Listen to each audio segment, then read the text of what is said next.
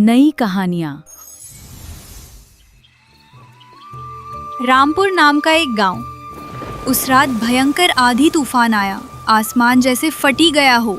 गरज बिजली से पूरा गांव कांप रहा। कौशल्या का घर बुरी हालत में है। तूफान के साथ साथ मूसलाधार बारिश भी बढ़ने लगी। गांव के छोर पर कौशल्या की झोपड़ी का तो और भी बुरा हाल। कौशल्या घर में बिल्कुल अकेली। पुरानी झोपड़ी की छत से धार धार पानी अंदर टपक रहा। कौशल्या कांपते हाथों से घर के बर्तन ला लाकर टपकते पानी के नीचे रख रही। ठंड से ठिठुरती हुई एक कोने में दुबक कर रोने लगी। हे भगवान, मुझे ही क्यों ये सजा दे रहा है। इस बुढ़ापे और तूफान में अपना दुख किसे सुनाऊं। शरीर में अब जान कहाँ बची। बारिश से पूरा घर तालाब बन गया। सोचा थोड़ा गरम मान पी लूं, पर चूल्हा तो भीग कर कीचड़ हो गया। मेरे अपने बच्चे मुझे छोड़कर शहर जा बसे और मेरी जान इस मिट्टी में अटकी है। 2 एकड़ जमीन पड़ी है, न किसी को दे सकती हूँ, न खुद खेती कर सकती हूँ।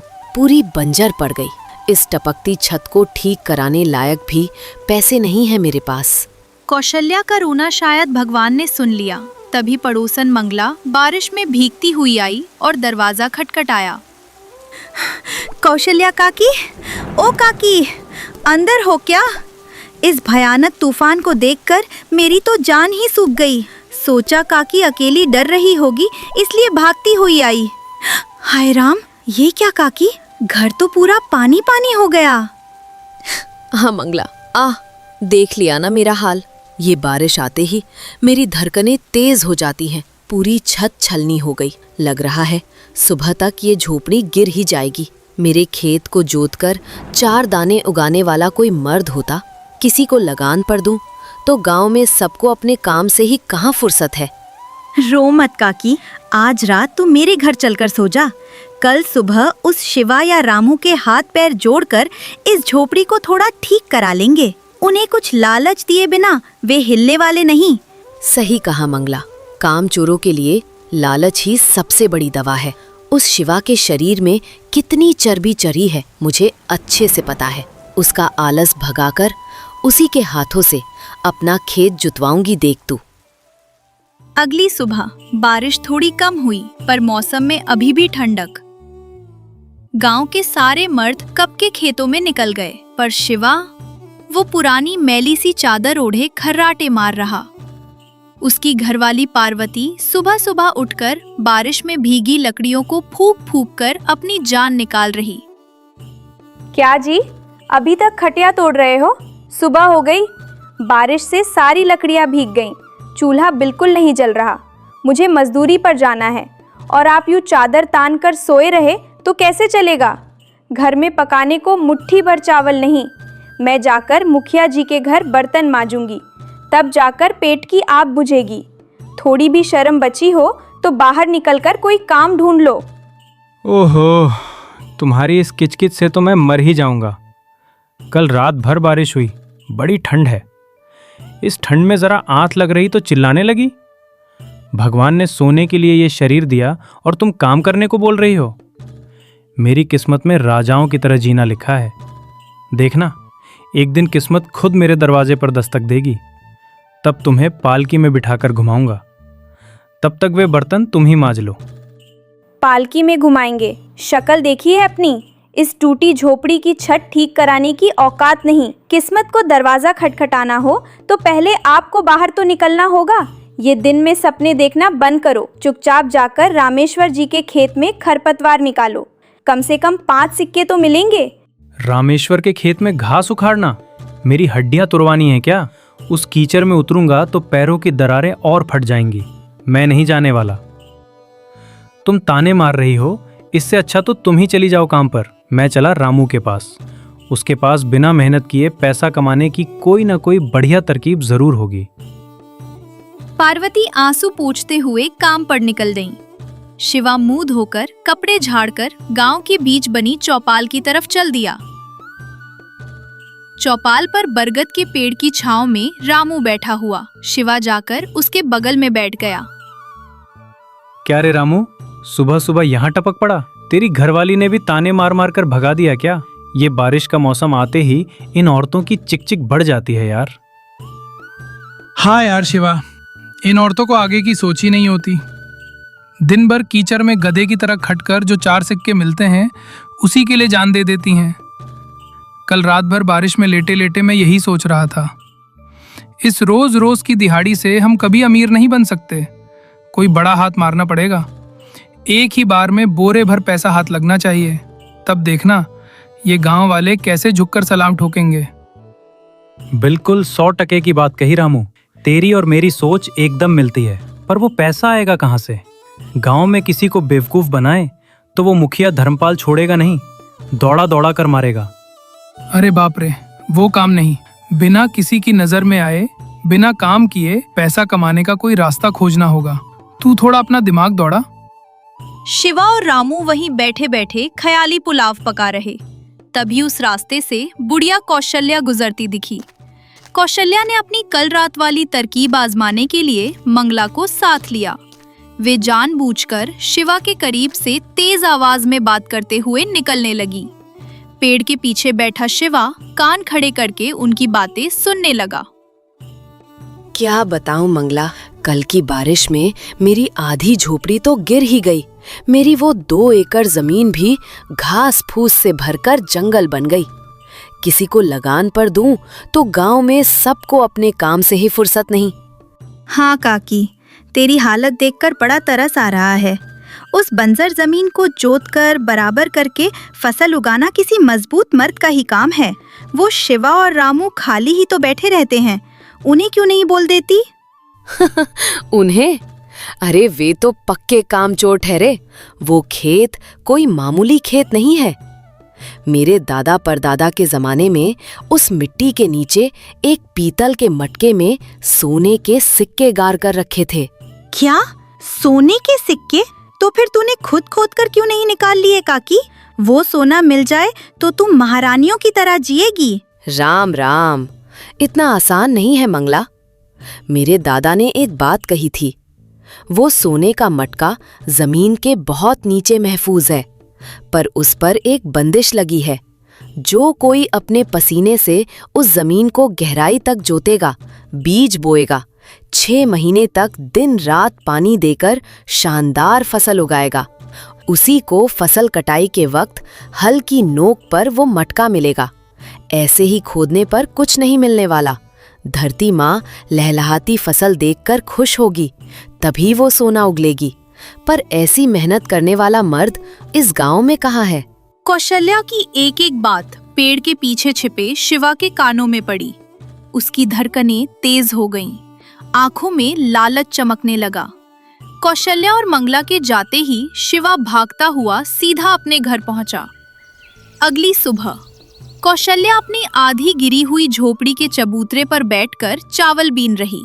शिवा बड़ा भोला बनकर चेहरे पर मीठी मुस्कान चिपकाए वहां पहुंचा। वैसे तो कौशल्या से उसका कोई रिश्ता नहीं, पर दौलत की लालच में गांव का नाता जोड़ते हुए उसने बात शुरू की। राम राम काकी, कैसी हो? तुम्हारी तबीयत ठीक है ना? कल की बारिश में तुम्हारी झोपड़ी का हाल सुनकर बड़ा दुख हुआ काकी, कलेजा फट गया। ओहो, कौन है? शिवा बेटा, आज सूरज पश्चिम से निकला क्या? चौपाल छोड़कर मेरी देहरी पर कैसे? क्या कोई उधार चाहिए? मेरे पास तो फूटी कौड़ी नहीं बची बेटा। अरे काकी, ऐसा क्यों बोल रही हो? मैं कोई उधार मांगने थोड़ी आया हूँ। कल रात मेरे सपने में भगवान आए थे। बोले, अरे शिवा, गांव के छोर पर कौशल्या काकी अकेली है, बारिश में तकलीफ पा रही है, जा उसकी मदद कर। भगवान का हुक्म कैसे टालता? तुम्हारी सेवा करने आ गया काकी। तुम्हारी वो बंजर जमीन है ना, मैं उसे जोत कर फसल उगाऊंगा। पहले तुम्हारी ये झोपड़ी ठीक कर दूं। मुझे कोई लगान नहीं चाहिए, सब तुम्हारा ही रहेगा। सच में शिवा? पर पूरे गांव में तो सब कहते हैं कि तू कामचोर है। उस बंजर जमीन को जोतना क्या तेरे बस की बात है? वो तो खून सुखाने वाली मेहनत है बेटा। गांव वाले मुझे गलत समझते हैं काकी। मैं ठान लूं तो पहाड़ों को भी चूर कर दूं। मेरी ताकत का किसी को अंदाजा नहीं है। तू मुझ पर भरोसा रख। आज ही हल लेकर जाऊंगा और उस जमीन को ठीक कर दूंगा। ठीक है शिवा, तेरी मर्जी। पर एक बात कान खोल कर सुन ले, उस जमीन में फसल उगाना बच्चों का खेल नहीं है। तुझे दिन में 10-10 घंटे खटना पड़ेगा। तेरा पसीना मिट्टी में गिरना चाहिए, तभी वहां फसल उगेगी। और उसी के साथ तुझे तेरा इनाम मिलेगा। आधी फसल आधा इनाम तेरा। वो इनाम क्या है मुझे अच्छे से पता है काकी, तू बेफिक्र रह। वो शानदार फसल मैं तुझे पकाने के बाद ही दम लूंगा। मैं चला। शिवा खुशी से उछलता हुआ अपने घर भागा। कौशल्या उसे जाते देख मुस्कुराई। उसका तीर एकदम निशाने पर लगा था। घर पहुंचकर शिवा कोने में पड़ा पुराना हल और फावड़ा निकालकर पोंछने लगा। तभी काम से लौटी पार्वती ये नजारा देखकर सन्न रह गईं। क्या जी, अपनी आंखों पर भरोसा नहीं हो रहा। आपने हल उठा लिया? ये क्या चल रहा है? कोई नया नाटक रच रहे हो क्या? ये नाटक नहीं है पार्वती, हमारे दुखों के दिन अब खत्म होने वाले हैं। वो कौशल्या काकी की बंजर जमीन है ना, उस पर मैं खेती करने जा रहा हूँ। 6 महीने में हमारी किस्मत बदल जाएगी। तुम्हें लोगों के घरों में बर्तन मांजने की जरूरत नहीं पड़ेगी। महारानियों की तरह बैठकर घी चावल खाना। आपकी बातें मेरे पल्ले नहीं पड़ रही। उस बुढ़िया से हमारा कोई लेना देना नहीं है। खेत में फसल उगी भी तो थोड़ा बहुत अनाज मिलेगा, पर महारानियों की तरह जीने लायक पैसा कहाँ से टपकेगा? वो एक बहुत बड़ा राज है पार्वती। अभी बता दिया तो तू खुशी के मारे ढिंडोरा पीट देगी। मेरी बात सुन, मेरी किस्मत चमकने वाली है। कल से मैं खेत पर जाऊंगा। बस तू समय पर मुझे रोटी बांधकर भेज देना। अगली सुबह सूरज निकलने से पहले ही शिवा हल कंधे पर रखकर खेत की तरफ निकल पड़ा। रास्ते में उसे देखकर रामेश्वर और बाकी किसान अचरज में पड़ गए। क्या रे शिवा, सुबह सुबह हल लेकर किधर निकल पड़ा? रास्ता भटक गया क्या? चौपाल तो उधर है। मुझ पर मत हंसो रामेश्वर भैया, इस शिवा में क्या दम है? 6 महीने में दिखा दूंगा। कौशल्या काकी का खेत मैं चमका दूंगा, देखना तुम। शिवा खेत पर पहुंचा। उस बंजर जमीन को देखकर डर लग रहा था। हर तरफ कटीली झाड़ियां और पत्थर, पर जमीन के नीचे गड़े उस सोने के मटके की याद आते ही उसमें न जाने कहां से ताकत आ गई। कुल्हाड़ी लेकर झाड़ियां काटने लगा। चिलचिलाती धूप में भी नहीं रुका। पैरों में कांटे चुभते पर सह लेता। 10 दिनों तक अपना खून पसीना बहाकर उसने उस जमीन को एकदम समतल कर दिया। शिवा का आलस हवा हो गया।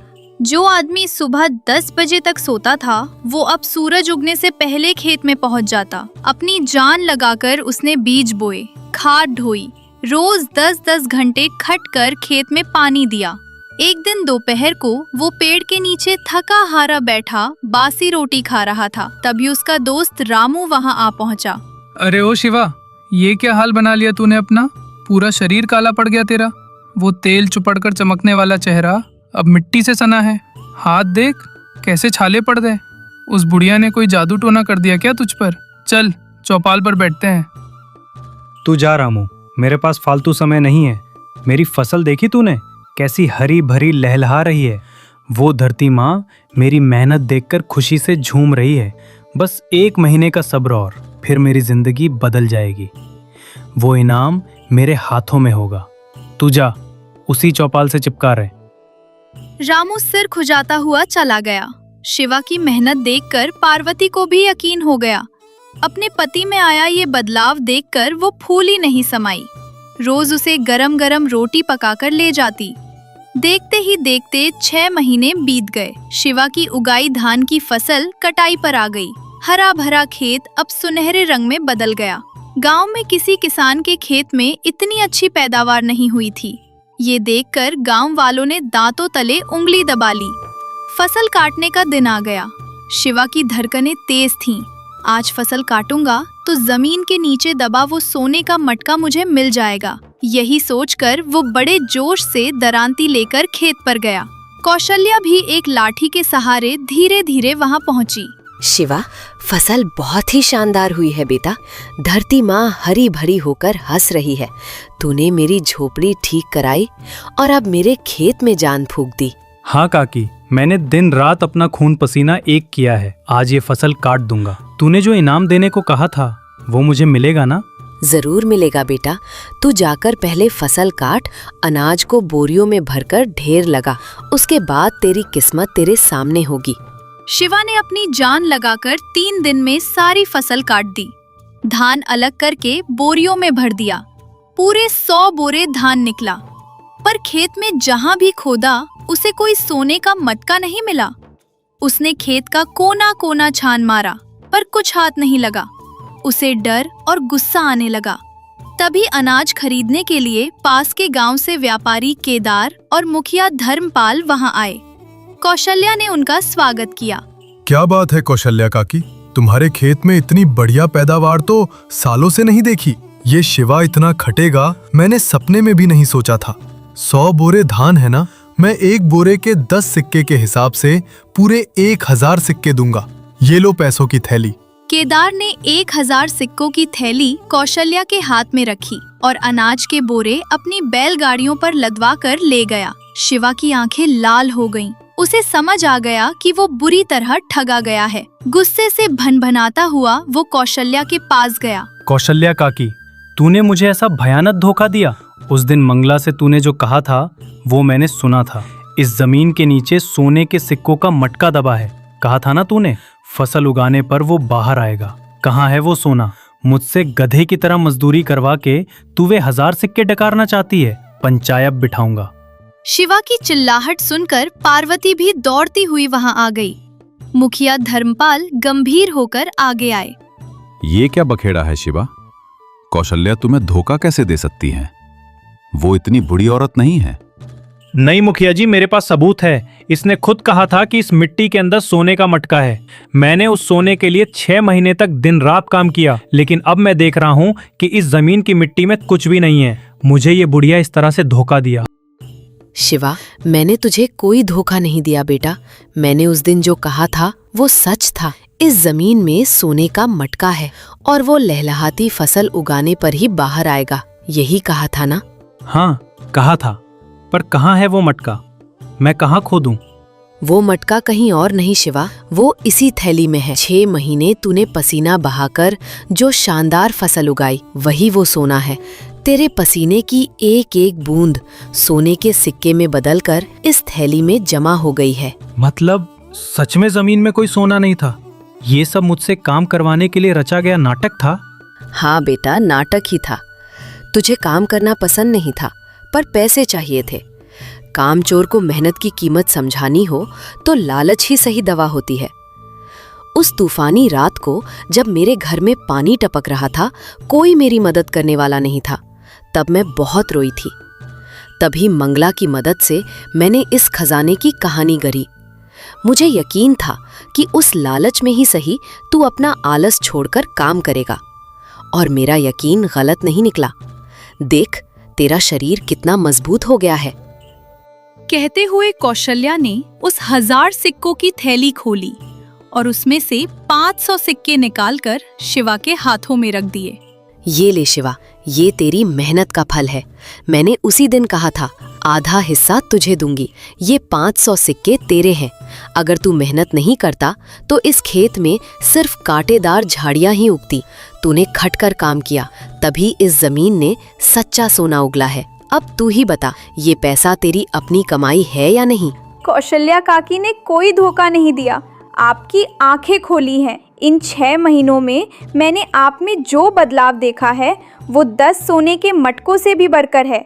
जब आप चौपाल पर बैठकर डींगे हाँकते थे तब किसी ने आपकी इज्जत नहीं की, पर जब आप इस खेत में पसीना बहा रहे थे तो गांव वालों की आंखों में आपके लिए जो इज्जत थी वो मैंने देखी है। बिल्कुल सही शिवा, बिना मेहनत के मिला पैसा कभी टिकता नहीं। जो मिट्टी पर भरोसा करता है उसे कभी धोखा नहीं मिलता। उस तूफानी रात को कौशल्या ने जो दुख झेला, उसी ने आज तुझे इतना बड़ा सबक सिखा दिया। ये पैसा तेरा है, इसे सीना तान कर रख ले। शिवा ने अपने हाथों में रखी 500 सिक्कों को देखा और फिर अपने काले पड़ चुके मजबूत हाथों को। उसे सब कुछ समझ आ गया। मेहनत से बढ़कर कोई सोना नहीं और बिना काम किए मिले पैसे की कोई कीमत नहीं। मुझे माफ कर दे काकी, तूने मेरी आंखें खोल दी। मेरे आलस की वजह से मैंने कितना समय और कितनी इज्जत गंवा दी थी। उस दिन तूने बारिश में जो तकलीफ झेली, उसी ने आज मुझे सच्चा इंसान बना दिया। ये 500 सिक्के मेरे लिए 5 लाख के बराबर हैं। क्योंकि ये मेरे पसीने की कमाई है। आज के बाद मैं कभी दिन में सपने नहीं देखूंगा। अपने दोनों हाथों से जमकर मेहनत करूंगा। खुश रह बेटा, अपनी मेहनत पर हमेशा भरोसा रखना, वही तुझे एक दिन राजा बनाएगी। उस दिन से शिवा एकदम बदल गया। उन 500 सिक्कों से उसने खुद की थोड़ी जमीन लगान पर ली और बहुत बढ़िया खेती करने लगा। चौपाल पर बैठने वाला रामू भी शिवा का ये बदलाव देखकर हैरान रह गया और उसी के पास मजदूरी करने लगा। शिवा और पार्वती बहुत मेहनत करके इज्जत और सुख से जीने लगे। कौशल्या की समझदारी को गांव वालों ने हमेशा याद रखा। सीख: बिना काम किए किस्मत चमकने का इंतजार करने वाला कभी आगे नहीं बढ़ता। जो अपना पसीना बहाकर मिट्टी पर भरोसा करता है, वही मिट्टी उसे सोना देती है। रात का पहर। राघवैया का घर दिए की रोशनी से रोशन, पर खुशियों का नामो निशान नहीं। राघवैया सिर पकड़े खाट पर बैठा हुआ, आंखों में आंसू। सुशीला उसके पास बैठकर कंधे सहलाती हुई ढांढस बंधा रही। सुशीला, अपने बुरे दिन आ गए। इस बार बारिश न होने से 2 एकड़ की फसल सूख गई। उस हरदयाल का कर्ज और ब्याज इतना बढ़ गया कि चुकाना नामुमकिन। कल सुबह ही वो आदमियों संग घर खेत छीनने आ धमकेगा। ये अपमान सहने से तो मौत भली। माँ बाप की खून पसीने की कमाई उस धोखेबाज के हाथों में जाते देख दिल जल रहा। सुशीला, अजी ऐसा ना कहिए, हम मेहनत करेंगे। ये दुख के दिन हमेशा थोड़े रहेंगे। उस हरदयाल ने कोई प्यार से तो कर्ज दिया नहीं, स्वार्थ के लिए दिया था। उसने जो कागज बनवाए, मुझे शक है उनमें धोखा छिपा है। अगर आप ही हिम्मत हार जाएंगे तो घर का दिया कैसे जलेगा? वो बड़ा चालाक साहूकार है। नियम कानून सब उसकी मुट्ठी में। मैं तो अनपढ़ किसान ठहरा। उसने मेरे दस्तखत और अंगूठे के निशान ले लिए। मैं उसका सामना नहीं कर सकता। सुशीला, हम घर छोड़कर कहाँ जाएंगे? सड़क पर भटकने के अलावा कोई रास्ता नहीं बचा। अजी, घर छोड़कर कहीं जाने की जरूरत नहीं। मुसीबत आने पर रोने से अच्छा सामना करने का उपाय सोचना। बड़ों की कमाई जमीन और घर हमारी जान है, इसे ऐसे नहीं जाने देंगे। आप डरेंगे तो हरदयाल जैसों की हिम्मत बढ़ेगी। सम्मान दांव पर लगाने की जरूरत नहीं। सच्चाई और भगवान हमारे साथ हैं। यकीन मानिए, कल पंचायत में हार नहीं होगी। को लेकर आएगा और पंचों के सामने बेइज्जती करेगा। कर्ज चुकाने के लिए 1 फूटी कौड़ी नहीं बची। कर्ज के बोझ तले दबे मुझ जैसे इंसान को जीने का कोई हक नहीं। सामना करना जरूरी है। कल हरदयाल के आने से पहले कुछ सोचना होगा। उसने जिस कागज पर अंगूठे लिए थे, याद है वो कहाँ रखा है? कब लिखा था? कुछ याद है? उसने एक कागज मुझे दिया और दूसरा झोले में रख लिया। कागजों के हिसाब से जमीन अब उसकी हो गई। उससे बहस करना शेर के मुंह में हाथ डालना है। मुझे बहुत डर लग रहा। सुशीला, शेर के मुंह में हाथ डालना पड़े तो भी हक मांगेंगे। कल सुबह आप कुछ मत बोलना। मैं खुद उस हरदयाल से बात करूंगी। देखती हूँ वो कितना चालाक है। उसका अन्याय सबके सामने आना ही चाहिए। सुशीला, वो बहुत बुरा इंसान है। वो हम पति पत्नी को भरी चौपाल में जलील करेगा। तुम्हारे वहां जाने से इज्जत बचेगी नहीं और जाएगी। मत जाओ सुशीला, मन घबरा रहा है। बेइज्जती के डर से क्या हम भूखे मर जाएं? उसने कर्ज दिया तो ब्याज मांगने का हक बनता है, लेकिन झूठा कर्ज दिखाकर खेत छीनना बड़ा अपराध है। उसके पाप को सामने लाने मैं कल पंचायत में जरूर जाऊंगी। मुझ पर भरोसा रखिए। अगली सुबह सोम्याजुलू अपने घर के बाहर पीढ़े पर विराजमान। भद्रैया उसके बगल में खड़ा होकर उसे पंखा झल रहा। भैरव, आज से उस रामदीन का घर मेरा हो जाना चाहिए। वो 2 एकड़ का खेत मेरा हो जाना चाहिए। वो कर्ज नहीं चुका सकता, ये अच्छी तरह जानता हूँ। उसे गांव से निकालना ही पड़ेगा। उस रामदीन की लुगाई बड़ी समझदार मालूम पड़ती है मालिक। परसों उसने मुझे देखकर अजीब सी मुस्कुराहट दी थी। लग रहा वो कोई चाल चल रही है। उसकी आंखों में गजब की हिम्मत दिख रही थी। एक औरत की चाल मेरे आगे नहीं चलेगी। उसके पति के दस्तखत वाले कागज मेरे पास रखे हैं। नियम मेरे हक में है। पंचायत में कोई उसका साथ नहीं देगा। सब मेरे कर्ज के टुकड़ों पर पलते हैं। उसे हराने में मुझे कितनी देर लगेगी? सही कहा मालिक, गांव में सब आपके ब्याज से खौफ खाते हैं। अगर सुशीला आकर तमाशा करे तो जोर जोर से चिल्लाएंगे, उसकी इज्जत मिट्टी में मिला देंगे। चल अभी चलते हैं, रामदीन के घर जाकर सबके सामने उसे जलील करते हैं। आज से वो जमीन हमारी। पंचायत में जाने से पहले आधी रात को सुशीला भद्रैया से मिलने जाती हुई पेड़ के पीछे से आवाज लगाती, भैरव बाहर आ। जानती हूँ तू हरदयाल का वफादार नौकर है, पर कल हरदयाल जो पाप करने वाला है उसकी वजह से तुझे भी जेल की हवा खानी पड़ेगी। कौन? सुशीला जी? मैं क्यों जेल जाऊं भला? मैं तो बस एक नौकर हूँ। हरदयाल झूठे कागज बना रहा है, ये बात मुझे पता चल गई। तूने अपनी आंखों से वो झूठे कागज देखे ना?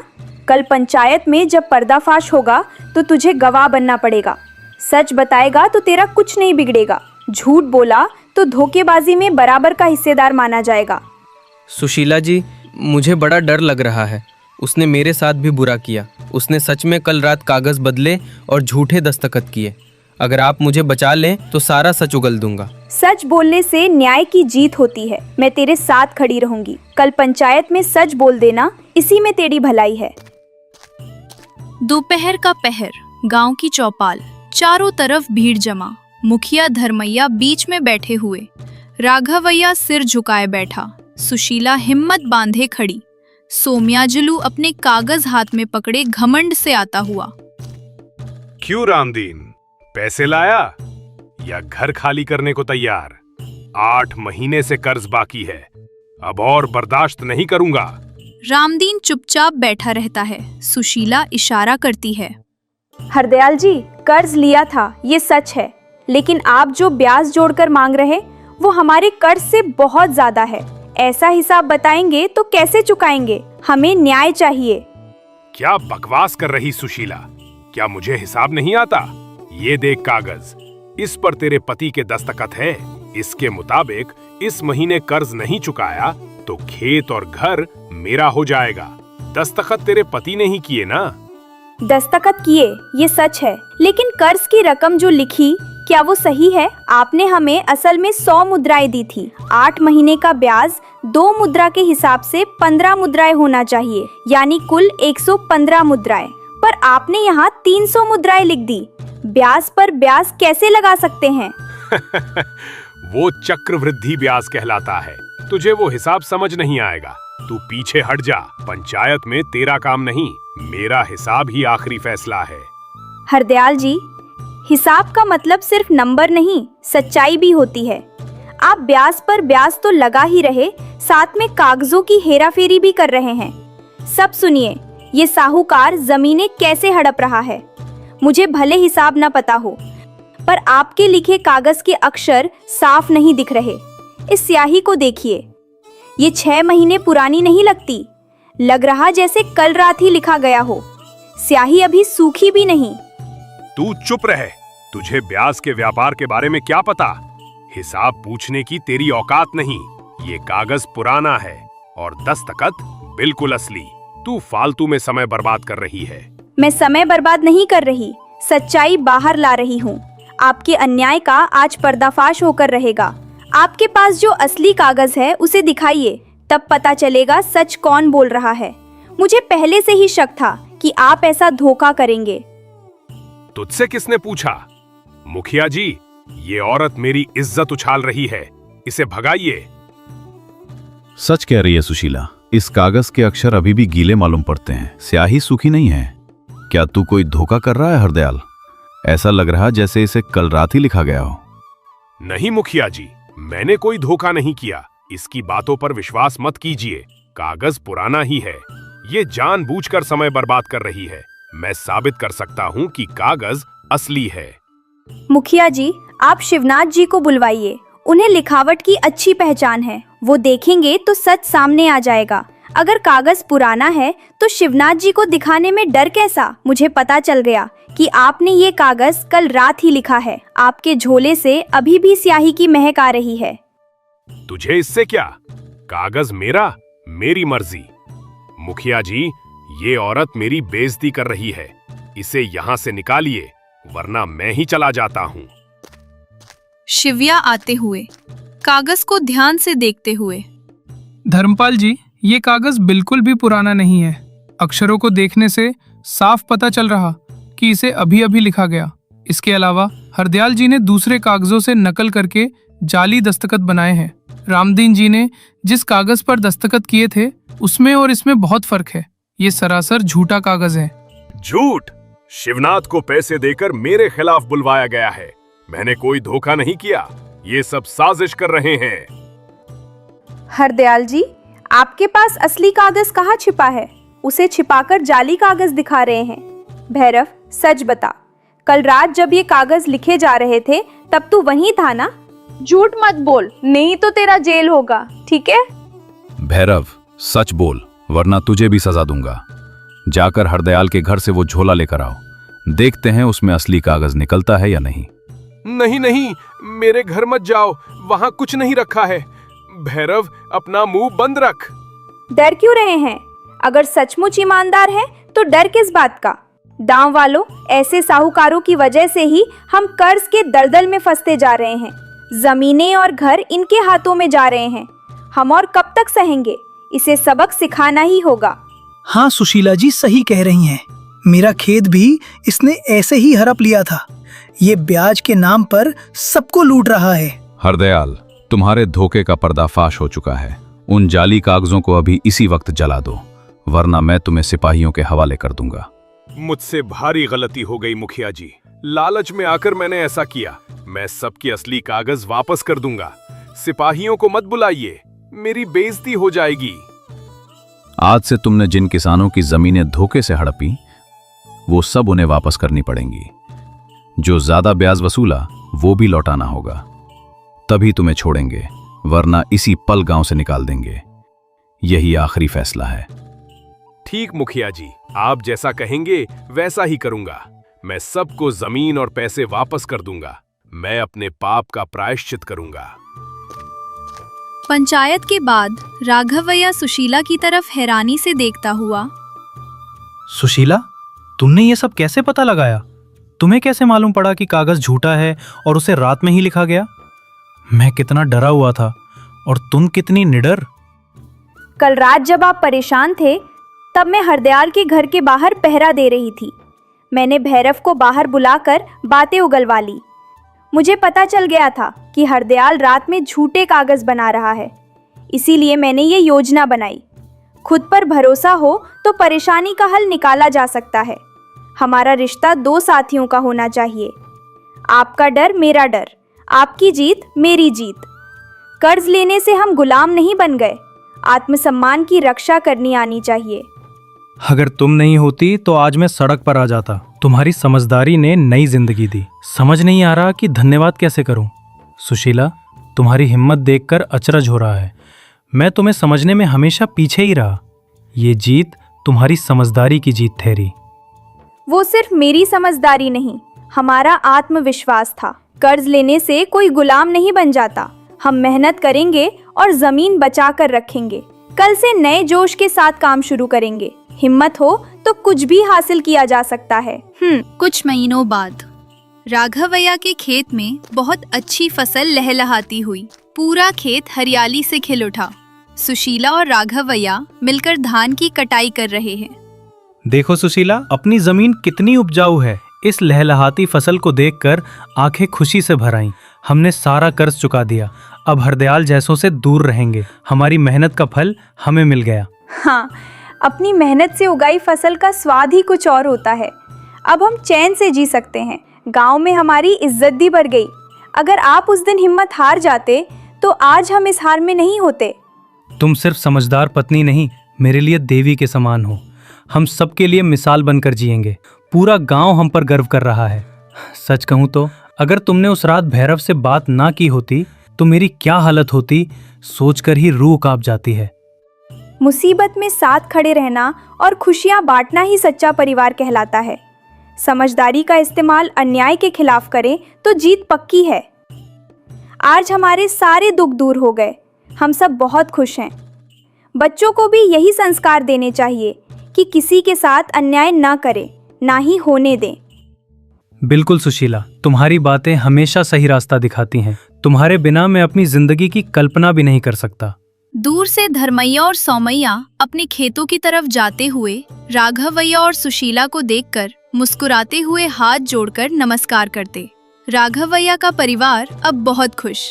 गांव में अब सब लोग राघवैया और सुशीला की तारीफ करते हुए।